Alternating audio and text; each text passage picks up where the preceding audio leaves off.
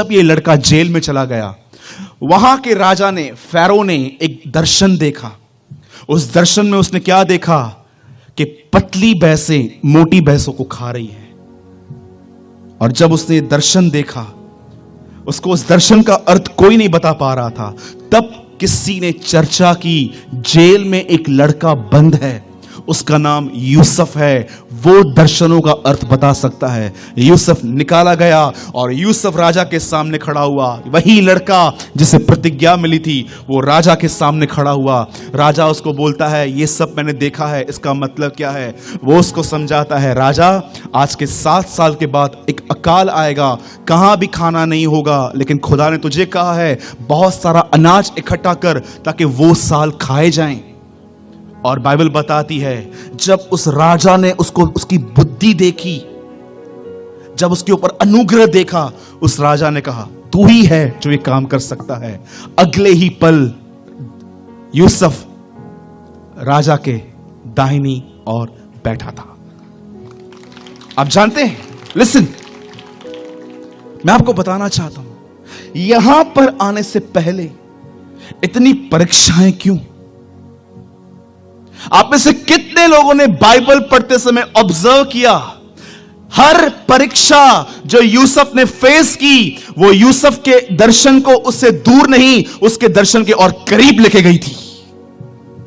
परमेश्वर जानता था कि इसको कैसे बिठाना है। याद रखना, जब परमेश्वर आपके जीवन में कोई परीक्षा लेकर आता है, या परमेश्वर कभी कभी आपके जीवन में जब कोई परीक्षा भेजता है या अलाउ करता है, तो वो इसलिए करता है ताकि आप यीशु की तरह बन पाएं।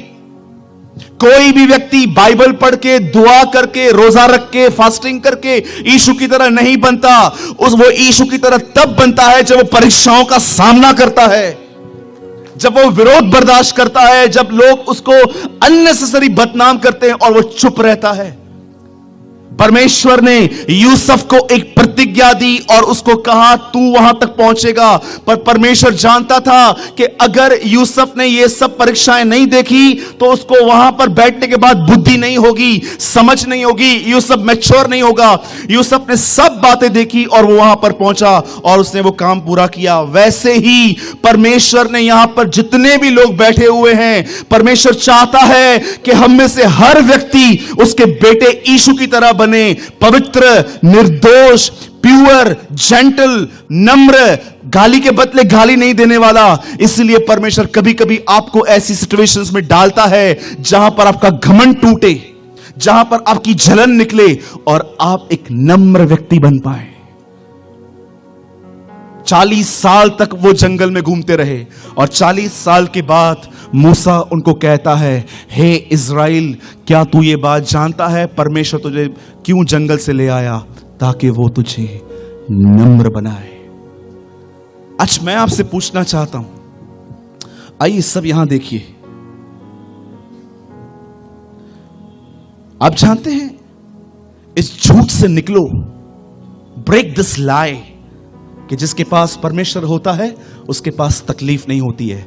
लेकिन मैं कहता हूं, जिसके पास परमेश्वर है, तकलीफें तो उसके पास रहती हैं, पर मैं आपको कहना चाहता हूं, अंत में तुम जीतोगे, तुम जीतोगे। यह न बल से होगा, न शक्ति से होगा, परंतु यह प्रभु की आत्मा से होगा। यह होगा, जो हो रहा है होने दो, बोलने दो लोगों को जो बोलना है, उनको गालियां देनी है दो, कोई आपका विरोध कर रहा है करने दो, कोई आपके लिए बकबक करता है करने दो। हर परीक्षा आपको यीशु की तरह बनानी चाहिए। परमेश्वर आपके अंदर अपने बेटे को देखना चाहता है, उसके स्वभाव को देखना चाहता है। आप जानते हैं यीशु कैसा था? वो कैसा था? जब लोग उसे गाली देते थे तो वो क्या करता था? गाली के बदले गाली देता था। पर बिलीवर्स एक दूसरे को गालियां देते हैं, आज झगड़े करते हैं प्रॉपर्टीज की बात पे। इब्राहिम और लूत अलग अलग हो रहे थे। इब्राहिम कहता है लूत को, तू दाएं जाए तो मैं बाएं जाऊंगा, मैं बाएं जाए तो तू दाएं चले जाना। जानते हो क्या बोलने की वो कोशिश कर रहा था? लूत, जो तुझे अच्छा लगे तू वो ले ले, जो तुझे अच्छा ना लगे वो मुझे दे दे। कहां पर हैं ऐसे लोग आज? कहां हैं ऐसे लोग, मुझे बताइए। जो अपने भाइयों से कहे ले जा तेरे को जो चाहिए, मेरा कोई इंटरेस्ट नहीं है। आज मैं आपसे पूछना चाहता हूं, क्या यीशु बहनों पर गंदी नजर डालता था? हां, यीशु झगड़े करता था, लेकिन मसीह लोग झगड़े करते हैं, आज लड़ते हैं। झूठ तो उनके मुंह पे ऐसा बना रहता है। सब्जी लेने के लिए जाती हैं बहनें और उनको कोई बोलता है बहन कांदा चाहिए, ओनियन चाहिए, हाँ चाहिए, कितने का है? 25 रुपए का, उधर तो 20 में मिल रहा था। झूठ मुंह पे बना हुआ है। भाई लोग बिजनेस करते हैं, पता है क्या बोलते हैं उधर? बहन 200 रुपए में आया है, 400 रुपए में नहीं, मैं 300 रुपए में दूंगा, 100 नहीं कमाऊं क्या? 200 में आया है। लाट का माल लेकर आया है और बोलता है 200 में आया है। इतना झूठ बोलते हैं मसीह के लोग आजकल, इतना झूठ बोलते हैं। घर में बैठे रहते हैं, कोई उनको बोलता है भाई तू किधर है? बस रास्ते पर हूं। अच्छा, तू रास्ते पर है? खुदा से डर नहीं लगता? हाँ, मैं आपसे पूछना चाहता हूं, आइए अपने आप से पूछिए, परमेश्वर आपके जीवन में क्यों परीक्षा अलाउ करता है? क्यों यूसुफ के ऊपर परीक्षा अलाउ की गई? ताकि यूसुफ मैच्योर बने। बस चमत्कार नहीं होगा, ये चर्च चेंज करेंगे, चमत्कार नहीं होगा, वहां चले जाएंगे, ये पास्टर अच्छा है, ये पावरफुल है, ये पावरफुल है, वो पावरफुल है, चर्च टू चर्च घूमते रहेंगे बस कुछ लोग। अब कब मैच्योर बनेंगे? आप कब परिपक्व बनेंगे? कब आप ये कहेंगे कोई चमत्कार कलीसिया की तरफ से नहीं आता, हर बढ़ती ऊपर से आती है, खुदावंत की तरफ से आती है? आप सोचो, आजकल लोग चर्च चेंज कर रहे हैं, आपको पता है? जानते हो क्यों? मैंने एक बहन से पूछा, हमारे कलीसिया में आई, बोलती है ब्रदर मैं आपके चर्च को ज्वाइन कर सकती हूं? मैंने बोला हाँ बिल्कुल, पहले ये बताओ वो क्यों छोड़ा? बोलती है उधर का पास्टर पावरफुल नहीं है, वो किसी पे हाथ रखता है वो गिरते ही नहीं है। आप इस तरह चलते हो? आप इसलिए चर्च चेंज करते हो क्योंकि आपका चमत्कार नहीं हुआ? चर्च सिर्फ एक वजह से छोड़ी जाती है, सिर्फ वन रीजन से, जब आपको वचन नहीं मिलता तब। बाकी और कोई कारण नहीं होता कलीसिया छोड़ने का। जब टीचिंग नहीं मिलती है, जब आप देख रहे हो कि वही बातें सालों से चल रही हैं, तब चर्च छोड़ी जाती है। और इस तरह कोई चर्च छोड़ता है चमत्कारों की वजह से? मसीह लोग कब मैच्योर, कब वो सिद्ध और अनुभवी बनेंगे, कब वो परिपक्व बनेंगे? सोचो, 2 साल का बच्चा डायपर पहनता है तो बात समझ में आती है कि मोशन को संभालने की ताकत नहीं होती है बच्चे में, कभी भी निकल जाता है, इसलिए हम डायपर लाते हैं। पर सोचो अगर 20 साल का लड़का डायपर पहन के घूमे तो आप भी समझोगे कि ये बीमार है। 10-10 साल पुराने लोग, 5-5 साल पुराने लोग हवा की पत्तों की तरह उड़ते रहते हैं। ये पास्टर, ये पास्टर, ये पास्टर। हाथ रखो। हमारे कलीसिया में एक भाई आता है, उसके यहां से पूरे बाल ही गुम हो गए। मैंने उनसे पूछा आपके बाल क्यों गुम हो गए? बोला इतनों के हाथ रखवाए हैं, बाल ही उड़ गए मेरे।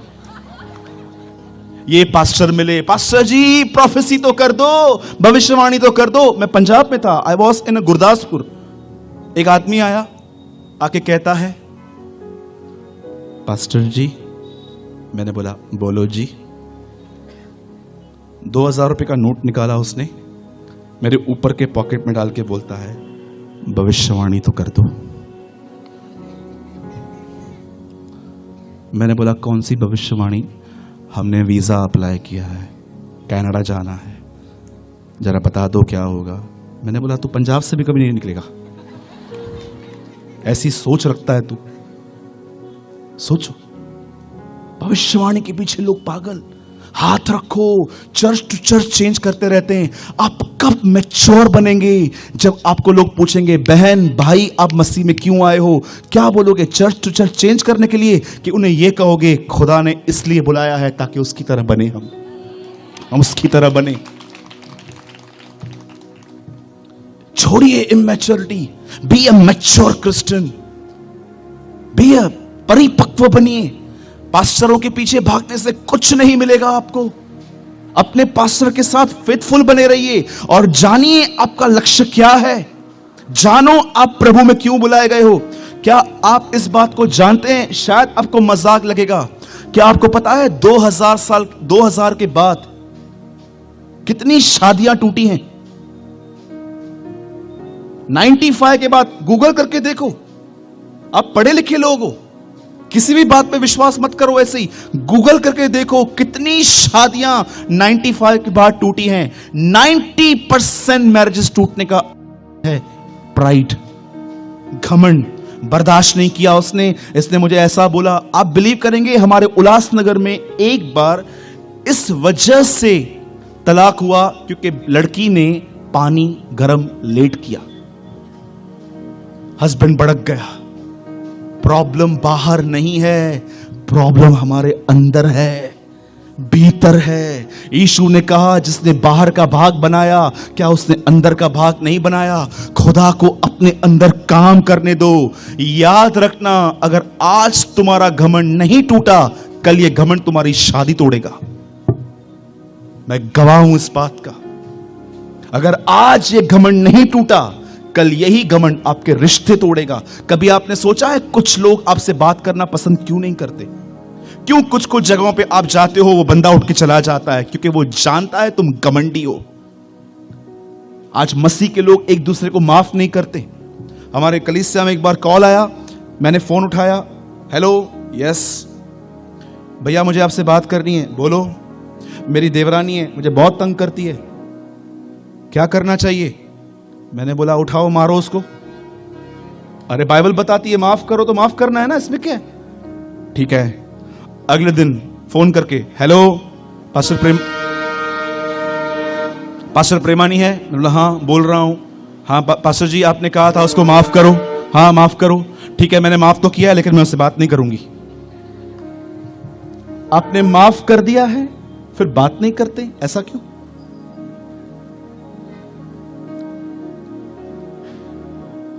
हमें चंगाई मिल गई है, हमें छुटकारे मिल गए हैं, हमारा धंधा खुल गया है, हमारी जगह बन गई है।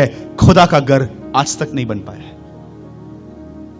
सुलेमान को अपना घर बनाने में 13 साल लग गए, अब परमेश्वर का घर 7 साल में बन गया। आप पूछो अपने आप से, यीशु कहता है अंतिम दिनों में लोग खाने पीने में अपना मन लगाएंगे, ब्याह शादियां, पौधे लगाने में। गूगल सर्च करके देखो, लास्ट 80 सालों में कभी इतने पौधे नहीं लगे थे जो अब लगे हैं।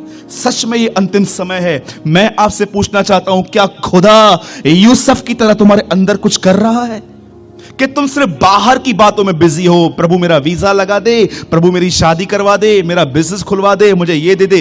कितने लोग हैं जो परमेश्वर से उम्मीद करते हैं, प्रभु मेरे अंदर काम कर, मेरे घमंड को तोड़, मेरी जलन को निकाल, मेरे गुस्से को निकाल और मुझे अपनी तरफ प्योर बना।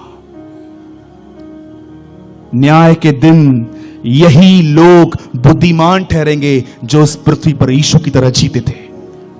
मैं यीशु मसीह के नाम से प्रोफेसी करता हूं, जब यीशु अपने तख्त पे बैठेगा, जब हाकिम वापस लौटेगा, मैं आपको बताना चाहता हूं, न्याय के दिन वही लोग बुद्धिमान ठहरेंगे जो इस पृथ्वी पर यीशु की तरह जिंदगी जीते थे।